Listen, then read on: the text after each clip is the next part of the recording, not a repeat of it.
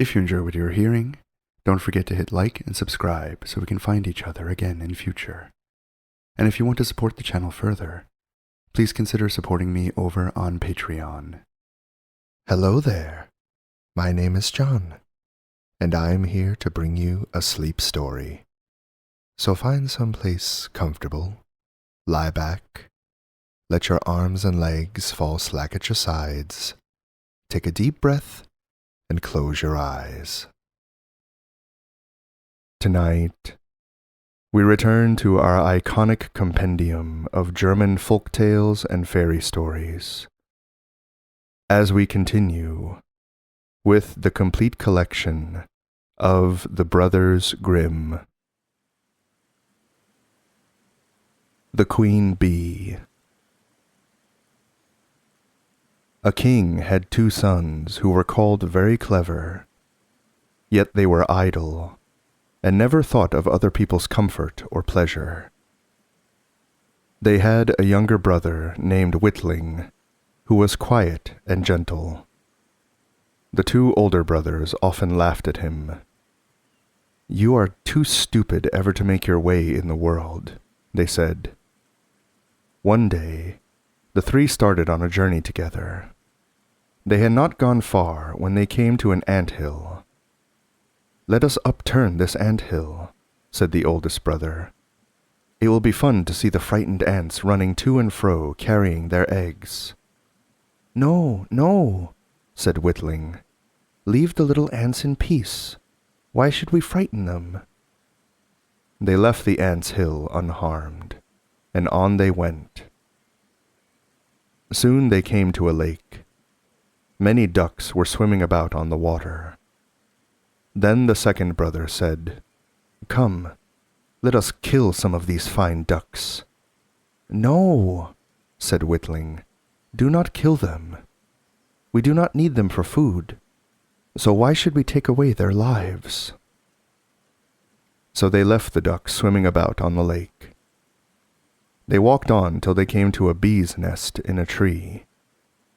"Let us kindle a fire," said the oldest brother. "The smoke will keep the bees from stinging us. Then we can take the honey." But Witling held them back. "Do not make a fire. Why should we rob the bees of their store? We are not hungry, and we cannot carry the honey with us." Again they listened to his words, though they said, "You are a poor, silly fellow." On and on they went. At last they came to a great castle. It was of stone, and all the things they saw, even the horses in the stables, were stone. The brothers went through room after room. They did not see man nor woman nor child, only stone figures. At last they reached a door, through a hole in which they saw a little gray man. They called to him once and again.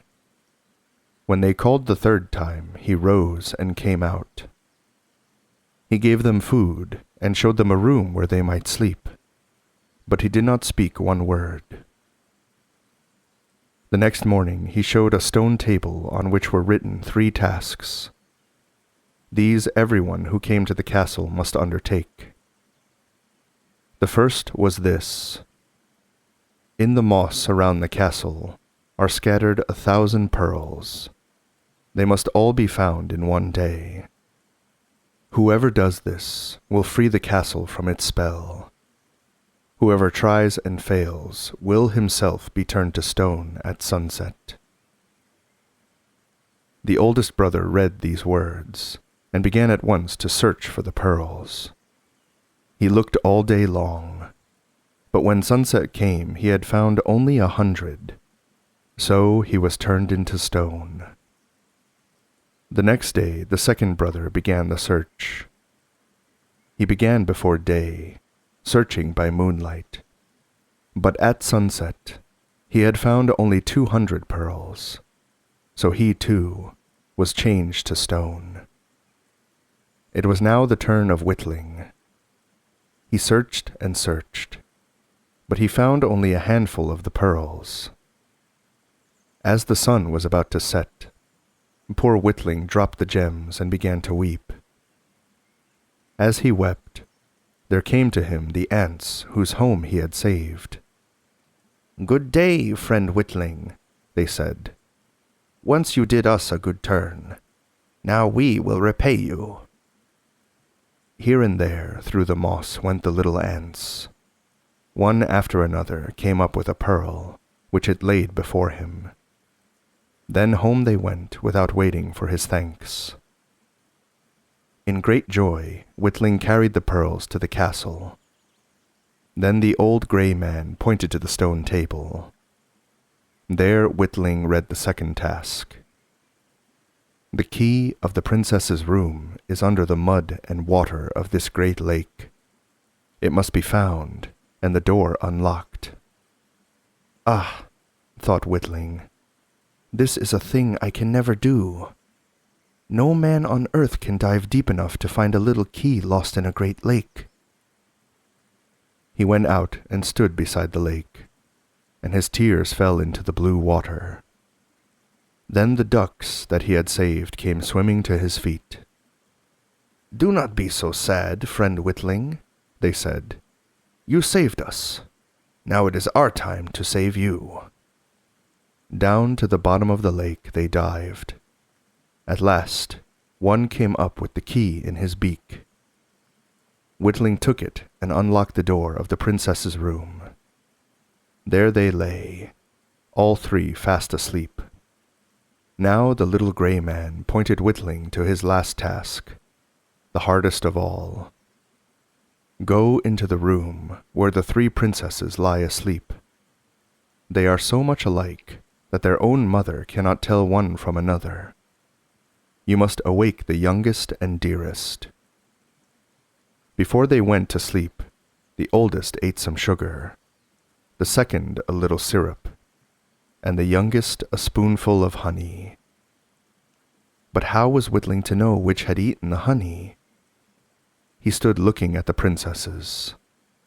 They were as much like one another as his image in the looking-glass was like him. Just then, there flew into the room the queen bee of the nest that he had saved. She flew to the king's daughters and buzzed from one to another. Then she began to sip honey from the lips of one. Thus Witling knew this was the youngest, and he waked her. When she opened her eyes, the castle was freed from its spell. The other princesses waked, and the horses and men took their own shapes again. Then the king gave Witling half his kingdom, and his youngest daughter as bride. The two other brothers married the other princesses. They had learned from Witling that it is better to be simple and kind-hearted than clever and unkind. The Boasting Wolf.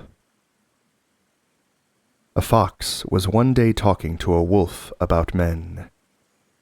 "They are so strong and so brave," it said, "that all beasts fear them." "I wish I could meet a man," said the wolf. "I would not fear him. I would make him run." "Let us see about that," said the fox. "If we take this path, I can show you a man." The fox led the wolf to a hedge beside the road. Here they hid and watched for a man to pass. By and by there came hobbling along an old soldier. He could barely walk, even with a cane in his hand and a crutch under his arm. "Is that a man?" asked the wolf. "No, not now," said the fox. "He was once." Then came a boy, running to school. "Is that a man?" asked the wolf again. "No, not yet," said the fox. "He will be one by and by." At last came a hunter. He had a gun on his shoulder and a knife in his belt. "Ah," said the fox, "there comes a man. Show fight, if you please. As for me, I shall run and hide." Away ran the fox. The wolf rushed at the man. "What a pity my gun is loaded with small shot," said the hunter. He fired in the wolf's face as it sprang at him. Then he drew his knife and gave a sharp cut. Back to the woods ran the wolf, covered with blood. "Well, brother wolf," said the fox, "how did you come out in your fight with the man?" "Oh," groaned the wolf, "he is, as you said, much stronger than I am. When I ran at him, he took a stick from his shoulder. Out of this he blew lightning in my face and hailstones against my nose. Still I would not give up. Then he pulled a rib out of his side, and with that cut me so that I fear I shall die." "Ah," said the fox, "and all that you have gained is that you see how foolish it is to boast." Mother Holla. A long time ago, there stood a cottage at the edge of the woods. In this cottage lived a widow with her 2 daughters. The younger girl was fair and kind and sweet-tempered. The older was idle, and so vain and unkind that no one but her mother could bear her. Strange to say, the mother loved her far better than her sister. The younger girl did all the work of the house and had hard words besides. Every day she had to sit by the spring in the yard and spin till her fingers bled. One day, as she was sitting there hard at work, her spindle, or spool, slipped from her fingers. It fell to the bottom of the spring and was lost to sight. The poor girl looked for it in vain. Then she went and told her mother what had happened. The mother scolded and beat her. "You idle, careless girl," she said. "You let the spindle fall because you do not wish to work. But you may as well get it out. I shall not buy another, and not a bite nor a sup shall you have until you bring it back." The girl went weeping to the spring, and stooped to see if she could find the spindle. Alas, she leaned too far, and in she fell. But instead of staying in the water, she fell on through the spring, and came out on the other side. She found herself in a beautiful meadow. The sun was shining bright, and there were thousands of flowers in blossom. There was a little path across the meadow, and this she followed. It led after a while to an oven full of bread. The loaves cried, "Take us out! Take us out! We are done to a turn!" The girl stepped to the oven and took out all the loaves. Then on she walked again. Soon she came to a tree full of ripe red apples. The tree cried, "Shake me! Shake me! My apples are all ripe!" Then she shook the tree till the apples fell round her like rain. She put them together in a heap and went on. At last she came to a small cottage. In the door stood an old woman. She looked so strange and so fierce that the girl started to run away. But the woman called after her, "Do not be afraid, dear child. Come here and live with me. Obey me and do your duty, and you will meet with only kindness. Every day you must make my bed well, and shake it so that the feathers fly. Then there will be snow upon the earth, for I am Mother Holla."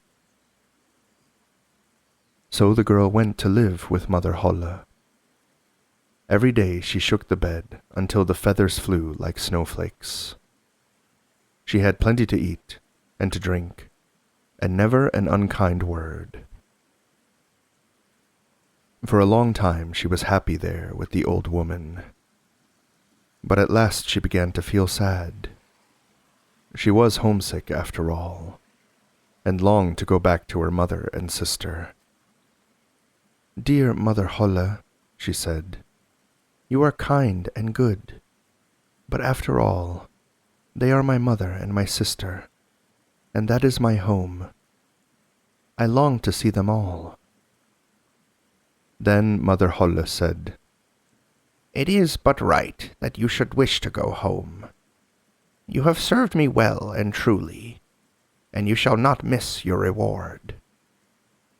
She took the girl by the hand and led her up the path. They came at last to an open gate. As the girl passed through, there fell a shower of gold which clung to her dress. She was covered with gold from head to foot.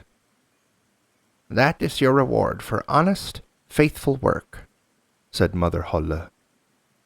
Then she put in the girl's hand the lost spindle. The gate closed. All at once the girl found herself beside the spring in her mother's yard. A cock perched on the wall crowed, "Cock-a-doodle-doo! Gold-covered maiden, a welcome to you." Because of the gold, her mother and sister were glad to see her and spoke kindly. "Where have you been?" they asked. She told them all that had happened. Then the mother said to her favorite, "You must go to Mother Holla, my dear, and get a share of her gold." The older daughter went out and sat beside the spring to spin. She wanted riches without work, and she would not spin long enough nor fast enough to make her fingers bleed. Until there was blood on the spindle, it would not go down to the bottom of the spring. So the girl put her hand in a thorn bush and pricked her finger. A few drops of blood fell on the spindle. Then she threw it into the spring and jumped in after it.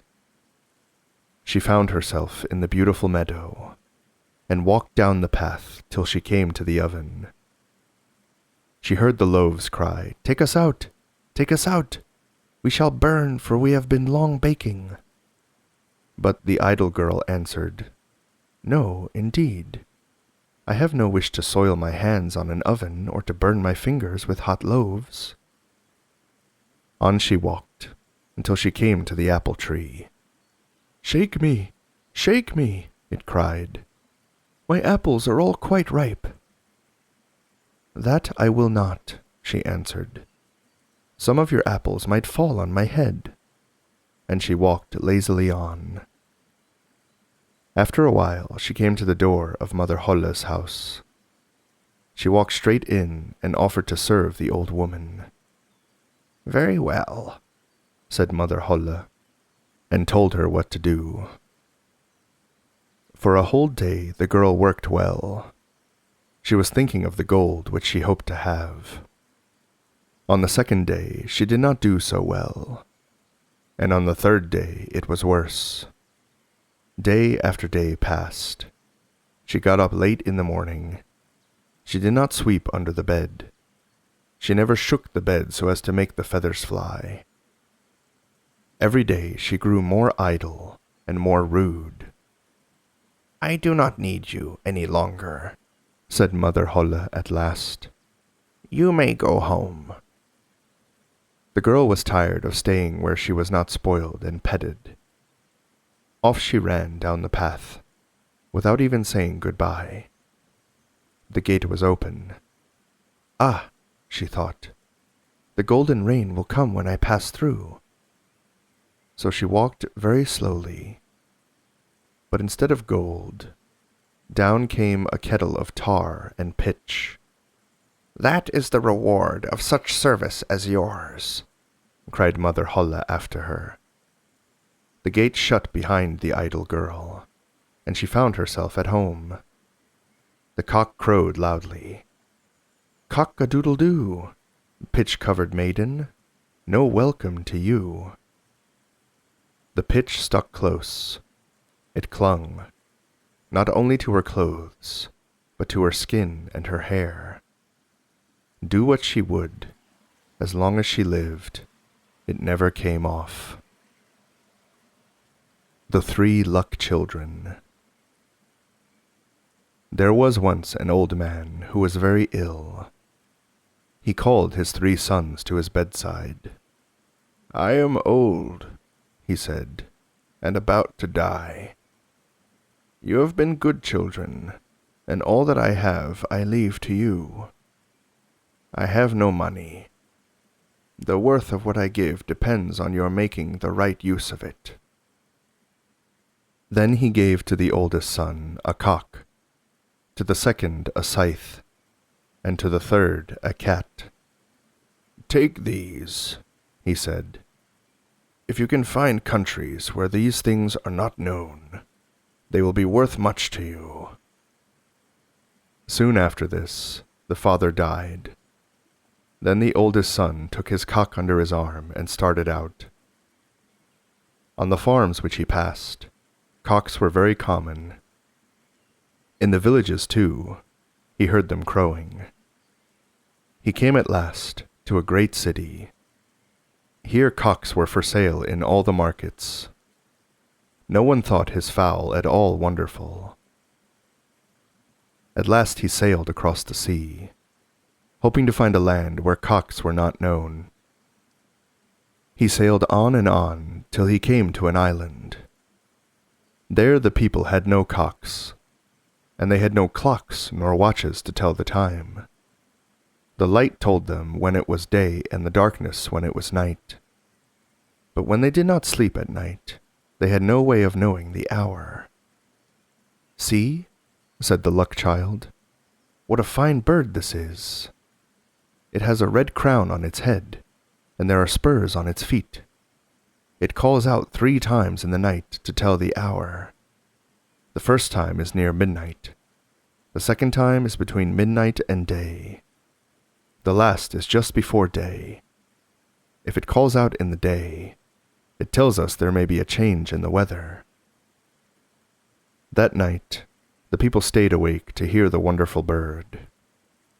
It crowed loudly 3 times, as the Luck Child had said it would do. The people were delighted, and asked for how much gold he would sell it. "As much as a donkey can carry," he said. "That is not too much for such a useful bird," said they. So they brought a donkey, and loaded it with gold. With this the Luck Child went back home. Then the second brother said, "I will go and try to sell this scythe of mine." So he sharpened it well. Then he put it across his shoulder and started off. For a long time he found no sale for his blade. The farmers and workmen whom he met had scythes as good as his. At last he reached an island where the people had never heard of a scythe. When they wanted to reap their grain, they took cannon and shot it down. Much grain was shot away and wasted. Then, too, the cannon made a dreadful noise. The Luck Child said, "Let me show you how to cut grain." He went into a field of ripe wheat. With his scythe he cut it so quietly and so quickly that all the people wondered. "That is a most useful knife," they said. "Will you sell it?" "Yes, if you will give me as much gold as a horse can carry," said the Luck Child. This they were quite willing to do. They brought it to him at once, and he went back home. Now the youngest brother made up his mind to try his luck with his cat. "It is all in taking the right thing to the right place," he said to himself. So he put his cat in a bag and started out as the others had done. He went to farms and villages and towns. But in all he found cats enough and to spare. In some places there were so many that the kittens were drowned. At last he got on a ship and sailed across the sea. He came to an island where no one had ever seen a cat. Rats and mice were everywhere.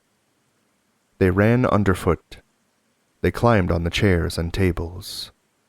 They even took food from the plates when people were eating. In the palace of the king, it was no better than in the hut of the poor. No one, whether high or low, had any peace of his life. Then the luck child went before the king and opened his bag. Out sprang the cat and caught rat after rat, mouse after mouse. "Good God," said the king, "this wonderful beast would soon free us from rats and mice. Will you sell it?" "Yes," said the luck child, "if you will give me as much gold as a mule can carry." "That I will," said the king. The luck child took the gold and went down to the ship to set sail for home. Meanwhile, the cat made herself at home in the palace. The servants were kept busy counting the rats and mice that she killed. At last, such hard work made her thirsty, so she went to the servants crying, "Mew, mew." They were frightened at this strange cry. King and servants and all ran away. Then they held a meeting to decide what to do. "We will ask her to leave the palace," said the king. "If she will not go, we will send an army to drive her away. It was bad to be vexed by rats and mice, but it is worse to have here this fearful beast that cries mew, mew." A man was sent to ask the cat to leave the palace. Poor Puss was now thirstier than ever, so she ran to him saying, "Mew, mew," as loud as she could. Away ran the man so fast that his coat tails stood out straight behind. "The fearful beast will not leave the palace," he cried. "When I asked her to go, she was very angry. She cried, 'Mew, mew,' and gave me chase. I feared I should not get away with my life." "Now," said the people, "we must use force." So the cannon was brought. The first shot frightened the cat as much as her mewing had frightened the king. She sprang out of the window and ran to the ship. It was just about to set sail, and home she went with her old master. But the people did not know she was gone. Shot after shot they fired at the palace, till it was level with the ground. Brier Rose, or The Sleeping Beauty. Once upon a time, there lived a king and a queen. Every day they said to each other, "Oh, would that we had a child." And at last their wish came to pass. They had a little daughter so beautiful that the sun himself had never seen her like. In his joy, the king gave a great feast. He invited his friends and neighbors. He asked, too, 12 fairies. Now there were 13 of these fairies in the land. The king invited only 12, because he had just 12 golden plates. At the end of the feast, the fairies began to give their gifts to the king's daughter. The first said, "She shall be so good and so sweet that everyone shall love her." "She shall grow more and more beautiful every day," said the second. "She shall always have a store of gold and gems," said the third. "She shall sing like the morning lark," said the fourth. "She shall dance like a leaf on a tree," said the fifth. Thus they went on with their wishes until 11 had spoken. "She shall," began the 12th. But before she could finish her wish, in came the 13th fairy. She was angry because she had not been invited to the feast. She did not speak to anyone, nor look to right or left. She cried with a loud voice, "When the king's daughter is 15, she shall prick her finger while spinning, and shall fall down dead." Without one word more, she turned and left the hall. All the guests were frightened and grieved at these dreadful words. But now the 12th fairy stepped forward. "O king," she said, "I cannot undo the wicked wish of my sister, but I can soften it. Your daughter shall indeed prick her finger while spinning, and fall down as if dead. But instead of death, it shall be a deep sleep. It shall last 100 years. Then she can be awakened only by a king's son." From even this, the king wished to save his dear child if he could. So he gave command that all the spinning wheels in the kingdom should be burned. The little princess had in due time all the gifts of the good fairies. She was so sweet and good and beautiful that everyone loved her. Her father and mother were so fond of her that they did not like her to be out of their sight. On her 15th birthday, however, she was roaming through the castle. She went from room to room and from hall to hall. At last, she came to an old tower, which she had never seen before. She climbed the winding stairs and found at the top a little door. In the lock was a rusty key. She turned it, and the door sprang open. There at a wheel sat an old woman spinning flax. Either she had not heard the king's command, or she was the wicked fairy. "Good day, old dame," said the princess. "What are you doing?" "I am spinning," said the old woman, nodding her head. "I like this wheel that goes round and round so fast," said the princess. "Let me see if I can spin." As soon as she gave the wheel one turn, there came to pass the wish of the evil fairy. She stuck her finger and fell, as dead, to the floor. A deep sleep fell upon her, and not upon her alone, but upon the king and queen and everyone in the castle. The horses in the stable, the dogs in the yard, the doves on the roof, even the fire on the hearth, became still and slept. The wind ceased, and not a leaf stirred on the trees. All at once, there sprang up a hedge of thorns around the castle. It was so thick that neither man nor beast could pass. From without nothing could be seen but the tops of the towers and the flag on the roof. Years went by, and men in all the lands around talked of the Sleeping Beauty, as the king's daughter was called. From time to time, princes came and tried to make their way through the hedge of thorns, but they all failed. Many were held fast by the thorns, like strong hands, and so died. Thus years and years passed. At last there came a young prince to that land. To him an old man pointed out the castle behind its hedge of thorns. The prince had long since heard his grandfather tell of the beautiful princess who lay sleeping there. He knew, too, that many kings' sons had risked and lost their lives trying to reach her. But now he cried, "I will either find and free the sleeping princess, or I will die seeking her." He made his way to the hedge. Lo! Instead of thorns, he found a hedge of flowers. They moved aside for him to pass, and then closed behind him. On he went, all alone, to the castle yard. Here he saw the horses and dogs lying asleep.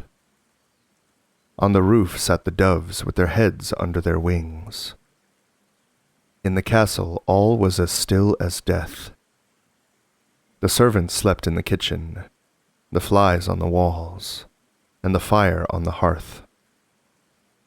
On the throne sat the sleeping king and queen. Around them were lords and ladies, all asleep. On went the prince from room to room, and from hall to hall. At last he came to the tower, and went up the winding stairs. There was the princess, fast asleep. She was so beautiful that he could not turn his eyes away. At last he stooped and kissed her. At the touch, she opened her eyes and smiled in his face. With her awoke everyone in the castle. The horses jumped and shook themselves. The dogs barked. The doves took their heads from behind their wings and flew to the field. The fire burned bright and cooked the dinner.